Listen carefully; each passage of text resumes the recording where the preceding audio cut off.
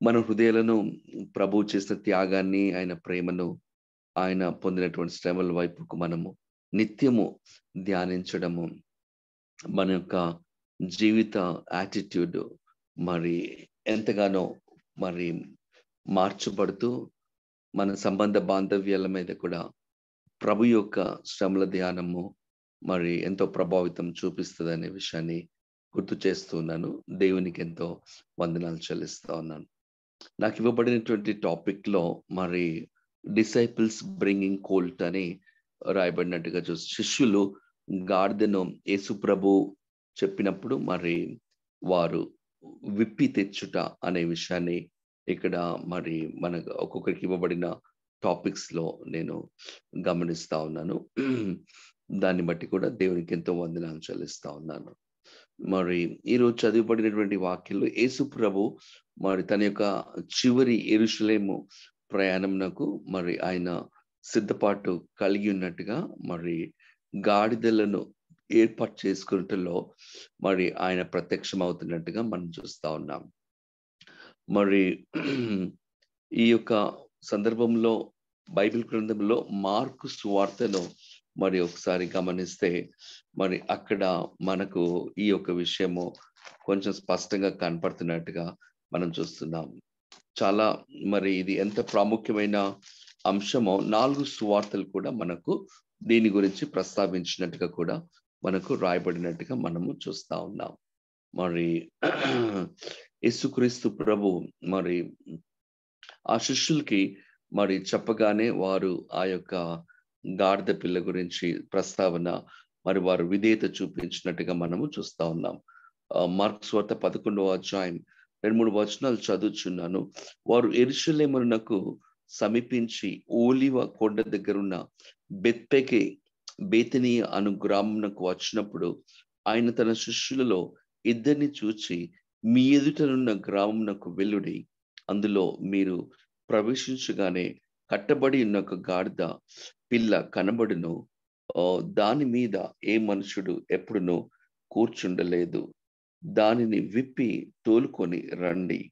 ఎవడైనను మీరెందుకు ఇలాగూ చేయుచున్నారని మిమ్మల్ని అడిగిన యెడల అది ప్రభువుకు కావలసినదని చెప్పుడి. తక్షణమే అతడు దానిని ఇక్కడికి తోలి పంపునని చెప్పి వారిని పంపెను అని వాక్యంలో మనం చూస్తా ఉన్నాం. మనం ఇక్కడ దేవుని యొక్క వాక్యంలో మనము గమనిస్తున్నప్పుడు మరి యేసు ప్రభు మరి అన్ని పరిస్థితుల మీద ఆయన యొక్క సార్వభౌమత్వాన్ని కలిగి ఉన్నాడు అనేది ఈ యొక్క వాక్య భాగము ద్వారా మనం గమనించబద్దులమైనాం. Jesus is in the charge of the details and all situations, even we don't know. మనకు తెలియకున్నా కూడా, మనకు కొన్ని పరిస్థితులు అర్థం కాకపోయినా కూడా ఆయన మరి సర్వభౌమత్వంలో సమస్తము ఉంది అనే విషయాన్ని, Jesus is in control and charge of the details of all our lives. మన జీవితంలో ఉన్న ప్రతి చిన్న పెద్ద విషయాల యొక్క మరి విషయాలను ఆయనకు తెలుసు అనే విషయాన్ని మరి ఈ వాక్య భాగము ద్వారా మనమందరము నేర్చుకొంచున్నాం.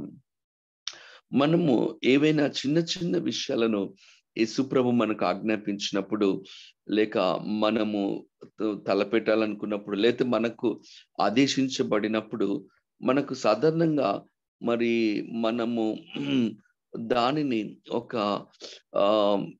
చిన్న చూపుగా చూస్తూ ఉంటాం. కానీ అవి మరి గొప్ప విషయాలని కూడా మనం కొన్నిసార్లు అర్థం చేసుకోగలగాలనే విషయాన్ని మనం నేర్చుకొంచున్నాం. The little things that you have a tendency to overlook are the big things that God wants to use you.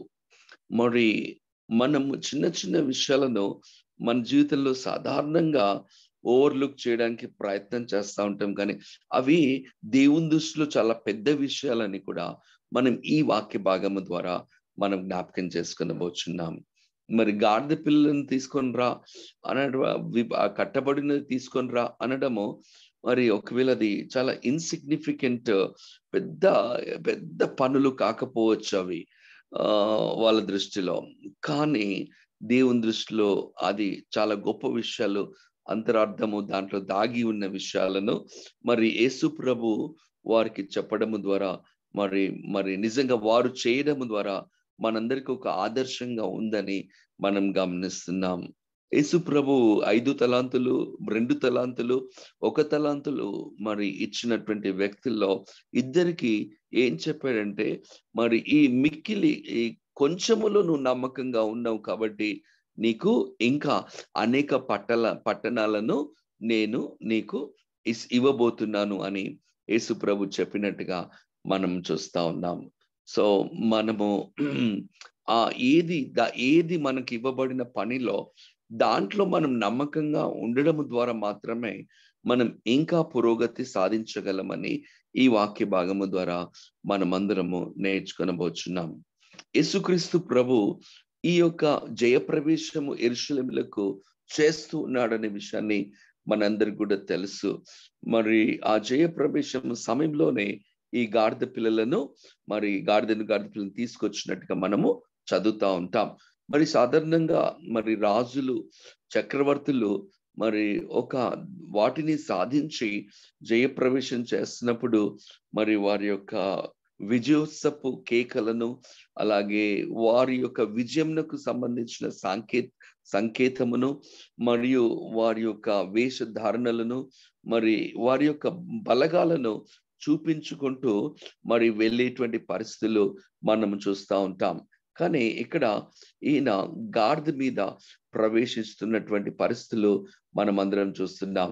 అది నిజంగా ఈ యొక్క పద్ధతి మరి ఈ విషయాలన్నీ కూడా మనం చూస్తా ఉన్నాము. ఒక దీన స్థితిని గుర్తు చేస్తా ఉంది. హంబుల్నెస్ ని, యేసుప్రభు యొక్క దీనత్వాన్ని జ్ఞాపకం చేస్తుందని మనం చూస్తున్నాం. యూదుల రాజుగా మరి యేసుప్రభు వస్తున్నాడని తెలుపుటకు మరి నిజంగా మరి యుద్ధం చేయడానికి రావడం లేదు, కానీ కలహమునకు కాలు దువ్వడానికి కూడా రాలేదు, కానీ ఒక శాంతి కాముకునిగా ఆయన వస్తున్నాడు అనే విషయాన్ని మరి మనము దేవుని యొక్క వాక్యము ద్వారా మనం చూస్తున్నాం. మరి గుర్రము యుద్ధంనకు సూచన, గాడిదైతే అదొక సాధు జంతువునకు సూచన.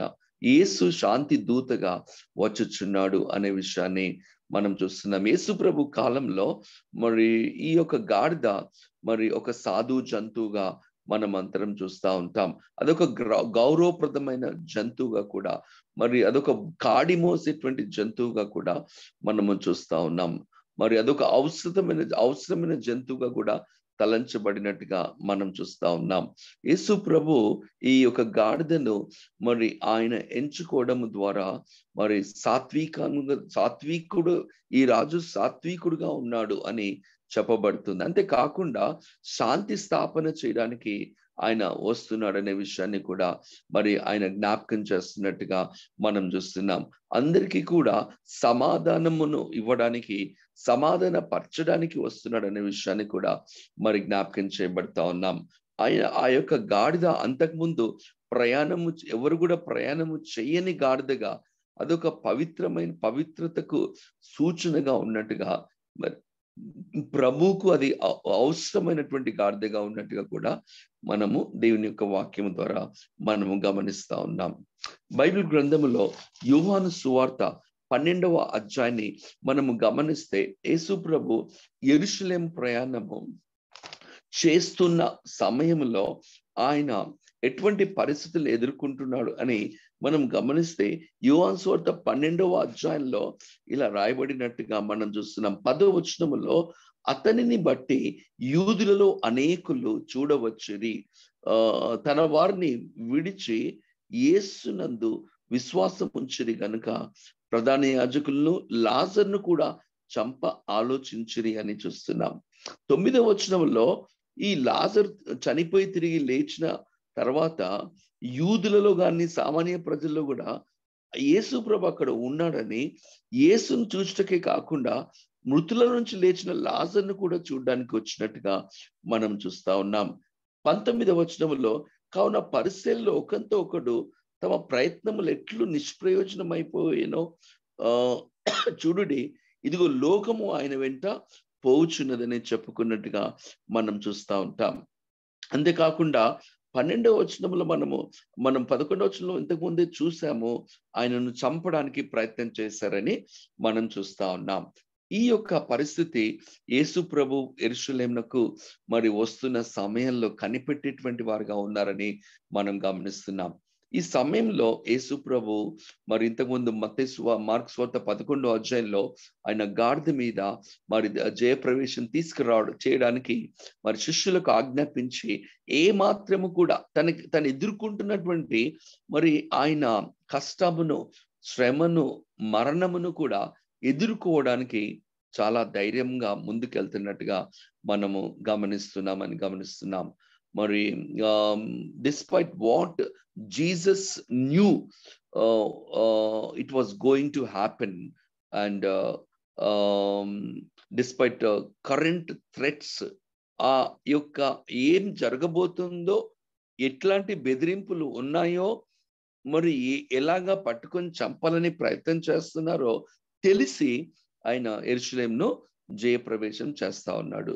Jesus was determined to keep marching and to accomplish what and why he was sent on to earth. Yesu ప్రభు భూమి మీదికి ఆయన పంపించడానికి గల ఉద్దేశమును మరి ఖచ్చితంగా ఎరిగి మరి ఆయన ముందుకే వెళ్తున్న వాడుగా, మరి ఆయనకి ఇవ్వబడిన ఒక పని, మిషన్, మరి మానవాళంతటిని కూడా విమోచించి పాప పరిహారము చేయడానికి, పాపం నుంచి విడిపించడానికి ఆయన యెరూషలేము జయప్రవేశం చేస్తున్నాడు అనేది ముందుకే వెళ్తున్నాడు. కొన్నిసార్లు మన కష్టాలు, ఇబ్బందులు, శ్రమలు దేవుని సేవలో ప్రభు కొరకు ఉన్నాయని అంటే కొన్నిసార్లు మనం వెనుకకి వెళ్ళిపోయే ప్రమాదము ఉంది. మనం కొన్నిసార్లు వెనకకు అడుగులు వేసే అవకాశాలు కూడా ఉంటాయి. ఎందుకులే ఆ రిస్క్, నాకు ఎందుకులే ఆ కష్టం, ఎందుకులే నాకేమన్నా ఇబ్బందులు అవుతాయని అనుకుంటా ఉంటాం. కానీ పౌలు కానీ యేసు ప్రభు కానీ అలా చేయలేదని మనం వాక్యము ద్వారా నేర్చుకొంచున్నాం. శ్రమలు వచ్చినా కూడా నేను యెరూషలేములోకి వెళ్తాను అని పౌలు మరి అక్కడ కైసరియా దగ్గర ఉన్నప్పుడు అక్కడ ఒక ప్రవక్త చెప్తాడు, యెరూషలేం నువ్వు పోతే చాలా ప్రమాదం ఉంది. అరే, యెరూషలేం వెళ్ళడానికి కాదు, నేను క్రీస్తు కొరకు చనిపోవడానికి కూడా నేను సిద్ధంగా ఉన్నాను, మీరు ఎందుకు నన్ను ఆపుతారని పౌలు చెప్పినట్టుగా మనకు బైబిల్లో జ్ఞాపకం చేయబడతా ఉన్నాం. మరి అపోస్తలులందరూ కూడా తమ జీవితంలో పరిచర్యలో ప్రాణాలను అర్పించడానికి సిద్ధపడ్డారని వాక్యము ద్వారా మనం నేర్చుకొంచున్నాం. Nothing was going to make him abandon the mission of saving people for me and you. యేసు ప్రభు మనల్ని, నిన్ను నన్ను రక్షించడానికి, లోకాన్ని రక్షించడానికి ఆయన మరి ఏది కూడా ఆయనను ఆపలేకపోయింది. ఆయన ఉద్దేశంను, దేవుడు పంపిన ఉద్దేశం నెరవేర్చడానికి ఏ విషయమైనా కూడా ఆయనను మరి బలంగా ఆపలేకపోయింది అనే విషయాన్ని కూడా ఈ వాక్య భాగంలో మరి ఆయన శిష్యుల్ని ఆ యొక్క గాడిదను తెమ్మన్నప్పుడు ధైర్యంగా వెళ్తున్నాడనే విషయాన్ని మనం అందరం నేర్చుకొంచున్నాం. అంతేకాకుండా ఇక్కడ యేసు ప్రభు ఇద్దరిద్దరు శిష్యుల్ని పంపిస్తున్నట్టుగా మనం గమనిస్తున్నాం. ఏదైనా మనకు అప్పగించబడిన పనిని యేసు ప్రభు మనకు, God includes others for us, మనకు దేవుడు కొంతమంది పని వాళ్ళని అనుగ్రహిస్తూ ఉంటాడని మనం గమనిస్తున్నాం. మనం దేవుని పనిలో మనం ఒంటరిగా లేము అని మనం గమనిస్తా ఉన్నాం. God prepares people for us. దేవుడు కొంతమంది పని వాళ్ళను మనకు ఆయన ఇస్తాడని మనం అందరం గమనిస్తా ఉన్నాం. చాలాసార్లు ఏలియా కూడా, ప్రభా నేను ఒక్కనే మిగిలిపోయాను, ఆ యొక్క మరి బయలుకు మొక్కకుండా, బయలుకు ఏమీ పూజ చేయకుండా ఉన్న వ్యక్తులు నేను ఒక్కనే ఉన్నానంటే ఇంకా నా కొరకు ఉన్నారు అని ఒక నంబర్ యేసు ప్రభుకు ఏలియాకు చెప్పినట్టుగా, నీకు ఇంకా చాలా పని ఉంది, నువ్వు ఇప్పుడే రిటైర్మెంట్ చేయొద్దు, you have some more work for you అని నువ్వు ఒక యవనస్తుడైన ఎలీషాను, యెహూను అనే రాజును నువ్వు అభిషేకించాలని చెప్పినట్టుగా చూస్తా ఉన్నాం.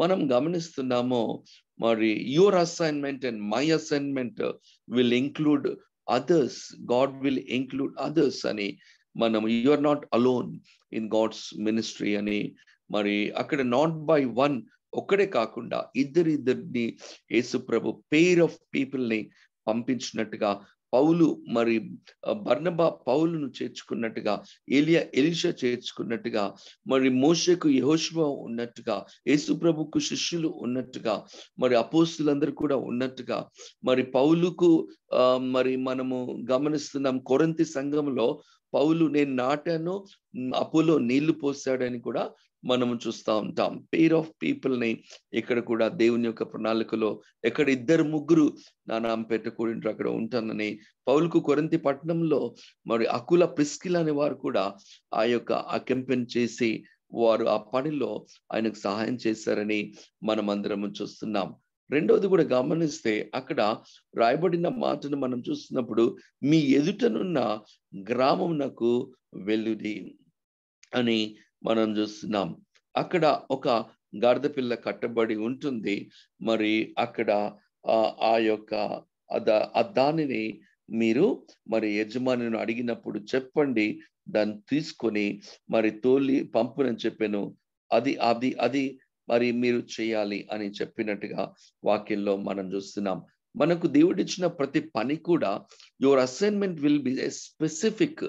ఖచ్చితంగా ఒక నిర్దిష్టమైన మరి ఒక గురి, ఒక ఒక స్పెసిఫిక్ పనిని దేవుడు ఖచ్చితంగా ఒక్కొక్కరికి ఒక ఖచ్చితమైన పని, నిర్దిష్టమైన పనిని దేవుడి క్లియర్ క్రిస్టల్ గా ఉంటుందని మనం చూస్తున్నాం. గో టు ద విలేజ్ అనేది మనం చూస్తున్నాం. ఆ యొక్క కోల్ట్ అక్కడ కట్టబడి ఉంది, దానిని రిలీజ్ చేసుకోవాలి అని మనం చూస్తున్నాం. మరి అక్కడ clear where they have to go, what to do, ఏం చేయాలా, ఎక్కడికి వెళ్ళాలా అనేది చాలా క్లియర్ గా ఉన్నట్టుగా మనం చూస్తున్నాం. ప్రతి వ్యక్తికి దేవుడు మరి తన పనిని క్లియర్ గా చెప్పేటువంటి దేవుడని, ఎలా ఏం చేయాలా, ఎవరికి ఎలా ఎటువంటి స్కిల్స్ దేవుడు ఇస్తా ఉంటాడు, ఎటువంటి తలాంతులను ఆయన గిఫ్ట్స్ ను దేవుడు ఇస్తా ఉంటాడు. ఆ గిఫ్ట్స్ ను వాళ్ళ యొక్క విశ్వాస పరిమాణం చొప్పున వారికి దేవుడు ఇచ్చేటువంటి ఆ యొక్క మరి ఆ రెస్పాన్సిబిలిటీస్, ఆ యొక్క స్పెసిఫిక్ అసైన్మెంట్స్ మరి ఎంత గొప్పదో మనం చూస్తున్నాం. మోషేకి మరి ఫరో దగ్గరికి వెళ్ళాలా అని అన్నాడు. నోవాహు ఒక ఓడ కట్టుకోవాలని చెప్పాడు. గిద్యోను నువ్వు మిద్యానీయులను మరి గెలవాలా అని చెప్పి, పౌలు అన్యజనులకు అపోస్తలుగా ఉండాలని చెప్పినట్టుగా మనం అపోలో నీళ్లు పోయాలా అంటే వాటరింగ్ చేయాలా. ఇవన్నీ కూడా మరి you will know what God exactly wants to do. దేవుడు మనకు ఏం చెయ్యాలో అనేది మన పట్ల ఆయన ఏమి మనకు స్పెసిఫిక్ పని ఇచ్చాడో మనం తెలుసుకోగలుగుతూ మనం దాటిని చేయగలిగిన స్థితిగా ఉండాలని ఇక్కడ ఈ వాక్య భాగంలో కూడా మనం ఒక చిన్న పాఠము నేర్చుకొంచున్నాం. మనకి ఇవ్వబడినటువంటి ఆ స్పెసిఫిక్ పని మేబీ అది ఇన్సిగ్నిఫికెంట్ అయి ఉండొచ్చు, చాలా గుర్తించినటువంటిదిగా ఉండి ఉండొచ్చు. May it appears two small, అదొక చాలా చిన్నదిగా కూడా ఉండొచ్చు. Your assignment from God may be two small, అదొక చిన్నదై ఉండవచ్చును అని ఎలీషా మరి పిలిచిన తర్వాత మరి వాళ్ళకు నీళ్లు పోసాడు. కొన్ని ఇయర్స్ వాళ్ళు అన్నం తిన్న తర్వాత చేతుల మీద, ఏలియా చేతుల మీద నీళ్లు పోసేవాడు అనేది ఆయనకి ఇవ్వబడిన టైటిల్ అని మనం చూస్తున్నాం. ఆయనను గుర్తించే ఎలీషా ప్రవక్తలలో చాలా మంది ఉండగా ఆయన ఎట్లా గుర్తించారనంటే, ఆయన నీళ్లు అందరూ తిన్న తర్వాత, ప్రాముఖ్యంగా ఏలియా తిన్న తర్వాత ఆ చేతుల మీద నీళ్లు పోసేవాడు అని మనం చాలా చిన్న పని, హంబుల్ సర్వీస్ ని మనం ఆయన బిగినింగ్ లో, ఏలియా తర్వాత ఆయనకు డబుల్ పోర్షన్ ఆఫ్ అనాయింట్మెంట్, ఆ యొక్క అభిషేకము పొందినట్టుగా మనం చూస్తున్నాం. మనము దేవుని యొక్క వాక్యంలో మరి ఈ యొక్క గొప్ప పని మరి జకరియా 9:9 చెప్పబడినట్టుగా మనం చూస్తున్నాము. కాబట్టి మరి ఆ గాడిద మీద ఆ యొక్క రాజు వస్తున్నాడు అనేటువంటిది మరి నిజంగా వాళ్ళకు అది అంతగా అర్థం అయ్యి ఉండకపోవచ్చు. మరి ఆయన ఏంది ఇలాంటి యొక్క అన్నెసెసరీ పని చెప్తున్నాడు, మరి ఇదొక మరి ఆ గాడిద ఏంది, దానికి అది వీక్ జంతువు, మరి అదంతా ఏంటి అని ఉండవచ్చును. కానీ ప్రభు మరి వారు చెప్పిన దానికి వారు విధేయత చూపడము ద్వారా మనం ఈరోజు ఈ యొక్క సంఘటనలను గొప్పగా చెప్పుకోగలుగుతున్నాం. మన జీవితంలో కూడా చెప్పుకోగలుగుతున్నాం అనే విషయాన్ని మనం అందరం కూడా జ్ఞాపకం చేసుకునవచ్చున్నాం. ఈ చివరిగా లాస్ట్లీ మనం గమనిస్తున్నప్పుడు ఈ యొక్క మరి కట్టబడినటువంటి ఆ యొక్క మరి గాడిదను మరి యేసు ప్రభు వారు విప్పి తీసుకొచ్చినట్టుగా మనం అందరం కూడా చూస్తా ఉన్నాం. యేసు ప్రభుకు ఈ సంఘటనలో కొన్ని పేర్లు మనకు ఇవ్వబడతా ఉంది. మొదట ఆయన ఒక పీస్ఫుల్ కింగ్, ఆయన సమాధాన అధిపతి లేక ప్రిన్స్ ఆఫ్ పీస్ అని మనం చూస్తా ఉన్నాం కదా. మధ్యవర్తిత్వము, అందరినీ దేవునితో సమాధాన పరచడానికి ఆయన వచ్చాడు. ఆయన సమాధాన మరి కర్త అని, సమాధాన రాజు అని, సమాధానమే ఈజ్ అవర్ పీస్ అని కూడా చెప్పినట్టుగా చూస్తున్నాం. ఆయన మరి ముందుగానే ప్రవక్తలు చెప్పిన విధంగా ఆయన ఒక ప్రాఫిటిక్ కింగ్ గా కూడా మనం చూస్తున్నాం. గాడిద మీద వస్తున్నప్పటికీ ప్రవచించిన రాజు అని కూడా మనం చూస్తున్నాం. ఆయన సర్వజ్ఞాని అయిన రాజుగా ఉన్నాడు. అండ్ ఆమ్నిషియంట్ కింగ్ గా కూడా ఆయన ఉన్నాడని మనం చూస్తున్నాం. ఆయన ద్వారా ఏదైనా చేయగలడు. ఆయన శక్తిమంతుడు, ఆమ్ని పొటెంట్, అంటే మరి ఆయన సర్వ అధికారము కలిగినటువంటి వాడుగా మరి ఉన్నాడనే విషయాన్ని మనం చూస్తున్నాం. సర్వజ్ఞాని మరియు ఆయన సర్వశక్తిమంతుడిగా కూడా ఉన్నాడని, all in his control and what's going to happen and he can make it happen. ఏది అయినా చేయగలడు, ఏదైనా కూడా చూడగలడు, ఏదైనా మార్చగలడు, ఏదైనా చేయగలడు అనమాట. అన్ని ఆయన సార్వభౌమత్వంలో ఆయన యొక్క శక్తి క్రింద అన్నీ ఉన్నాయి. ప్రపంచం అంతా ఉంది, అన్ని పరిస్థితులు ఉన్నాయి. ఇది మరి మనం ఈ యొక్క సంఘటనల ద్వారా నేర్చుకొంచున్నాం. ఆయన ఒక సర్వెంట్ కింగ్, అంటే ఆయన మరి ఒక మనుషులందరినీ కూడా రక్షించడానికి మరి దేవుని సేవకుడిగా వచ్చాడు అని కూడా, మరి మనుష్య కుమారుడు పరిచారం చేయించుకోవడానికి రాలేదు, కానీ పరిచారము చేయడానికి, అనేకులకు ప్రతిగా తన ప్రాణమును క్రయధనముగా అర్పించడానికి ఆయన సర్వెంట్ లీడర్గా, ఒక సేవక నాయకుడుగా, ఒక నాయకుడు సేవకుడిగా ఎలా ఉండగలుగుతాడు, ఒక రాజు సేవకుడిగా ఎలా ఉండగలడు, ఒక దేవుని కుమారుడు కూడా సేవకుడిగా ఎలా ఉండగలడు అనేది అద్భుతమైన మోడల్ని మనం ఈ యొక్క అధ్యాయంలో మనం చూడబోచున్నాం. అండ్ అంతేకాకుండా ఆయన ఒక సేవింగ్ కింగ్, అంటే ఆయన రక్షించే రాజు అయి ఉన్నాడు అని మనం చూస్తాం. మన పాపం నుంచి మనల్ని రక్షించే రాజు అని కూడా మనం అందరము చూస్తా ఉన్నాం.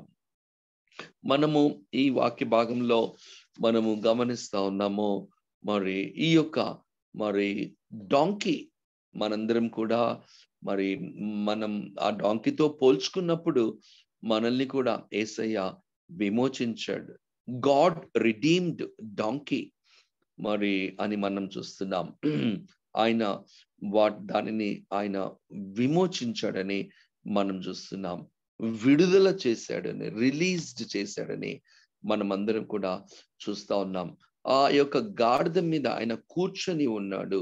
He ruled the donkey. ఆయన యొక్క అధికారం క్రింద అది నడిపించబడిందని మనం చూస్తున్నాం.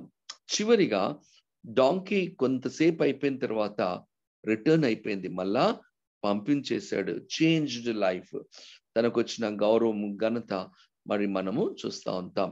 సాధారణంగా మనం ఈ యొక్క డాంకీ ఈ యొక్క మరి యేసుప్రభు గొర్రె మీద ఆ యొక్క మరి గాడిద మీద ఆయన కూర్చున్నప్పుడు మరి ప్రజలందరూ కూడా ఖర్జూరపు మంటలు పట్టుకున్నారు. హోసన్నా హోసన్నా అని అక్కడ అరిచినట్టుగా 118వ కీర్తనలో చెప్పబడిన, ఇది యెహోవా ఏర్పాటు చేసిన దినము, మనం సంతోషించుదాము అన్న ఆ మాటలు మరి అక్కడ పలికినట్టుగా మరి నిషేధించిన రాయి మూలకు తలరాయి ఆయను అనే విషయాన్ని అక్కడ మరి చెప్పిన మాటలు మనం చూస్తున్నాం. ఇది యెహోవా గుమ్మం, నీతిమంతులు దీనిలో ప్రవేశిస్తారని. అవన్నీ కూడా ఈ రాజు గురించి పలికిన మాటలుగా ఆ రోజు పలికినట్టుగా మనం చూస్తా ఉన్నాం. ఆ యొక్క గాడిద నిజంగా యేసు ప్రభుతో నడిచిన గాడిదగా, walked by Jesus on his back. ఆ యేసు ప్రభు ఆయన మీద, దాని మీద మరి కూర్చోబెట్టుకొని మరి నడిచిందని మనం చూస్తున్నాం. అందరూ కూడా గాడిదను చూడలేదు కానీ యేసు ప్రభును చూచారు. యేసు ప్రభునే చూపించినట్టుగా మనం చూస్తున్నాం. ఈరోజు మరి మనం చూపించుకునేటువంటిది ఎక్కువైపోతున్నట్టుగా మనం చూస్తున్నాం. మన తలాంతులు, మన యొక్క శక్తి, మన యొక్క ఎన్నో విషయాలను చూపించుకునే యేసును చూపించే పరిస్థితులు ఈ రోజు లేదని మనం కూడా జ్ఞాపకము చేసుకునబోచున్నాం. యేసు ప్రభు మరి దానిని తిరిగి పంపించేశాడు. ఈ returned with a new life, ఒక కొత్త జీవితము, కొత్త ఆ యొక్క మరి అభిప్రాయంతో తన యొక్క కొత్త మార్గంలో నడవడానికి మరి పంపించేశాడు. అబ్రాహాముగా దేవుడు పిలిచినాడు, కానీ అబ్రహాముగా దేవుడు ఆయనను చేసి మరి ఆయనను తన ఈ భూమి మీద ఆశీర్వాదకరంగా చేశాడు. సౌలుగా హింసించబడుతున్నటువంటి సౌల్ని దేవుడు పౌలుగా మార్చి మరి ప్రపంచం అంతటిని కూడా ఆయన సువార్త ప్రకటించడానికి వదిలేశాడని మనం చూస్తున్నాం. శిష్యులు మరి చేపలకు పట్టడానికి మరి నిష్ణాతులైన వీరు, మరి ప్రొఫెషనల్స్ గా ఉన్న వీరిని మరి యేసు ప్రభు మరి మనుషులను పట్టే జాలర్లుగా, ప్రాముఖ్యంగా పేతురుని, సిమోను అనే వ్యక్తిని రాయిగా, సిమోను అంటే బలహీనుడు, పేతురు అంటే రాయి, గట్టితనం కలిగిన వ్యక్తిగా దేవుడు చేసి ఆయనను పంపించేశాడని, ఒక 5,000 మంది ఉన్నటువంటి ఆ యొక్క ఒక సభలో, పురుషులే 5,000 మంది ఉన్న సభలో చిన్న బాబు 12, మరి అక్కడ 5 రొట్టెలు 2 చేతులు యేసు ప్రభుకు ఇచ్చినప్పుడు ఆయన మరి 12 ఆ గంపలు మిగిలి తీసుకెళ్ళినట్టుగా చెప్పబడుతున్నట్టు చూస్తున్నాం. లాజరు చనిపోయి తిరిగి లేచిన తర్వాత ఆయన యేసు కొరకే బ్రతకడానికి, యేసును సాక్ష్యం ఇవ్వడానికి, యేసుతో సావాసం చేయడానికి, యేసుతో నడవడానికి తన జీవితాన్ని పంపించాడు. మనల్ని కూడా ఈ భూమి మీద మరి రక్షించి, విడిపించి, మనల్ని విమోచించి, మరి మన జీవితాలను నడిపిస్తూ మనం ఈ లోకంలో ఆయన కొరకు నడవాలని, ఆయనతో నడవాలని, మనం ఆయనను ప్రతిబింబజేయాలని, మనము ఆయన కొరకు మన జీవితాన్ని ఆయన ఉద్దేశించిన ఆయన యొక్క పనులకు మనం చేయాలని కోరుతూ ఈ మాటలను దేవుడు దీవించాలని, ఆశీర్వదించాలని మనందరం కూడా ఈ యొక్క happy Lent season and devoted season గా మరి మన యొక్క ఆలోచనలో, తలంపులు, క్రీస్తు ప్రేమను, ఆయన త్యాగాన్ని, ఆయన శ్రమల పైన మన ధ్యానమును ఉంచుచు మనం ఇంకా ప్రభుకు దగ్గరగా ఉండడానికి దేవుడు సాయం చేసి దీవించునుగాక. మరొకసారి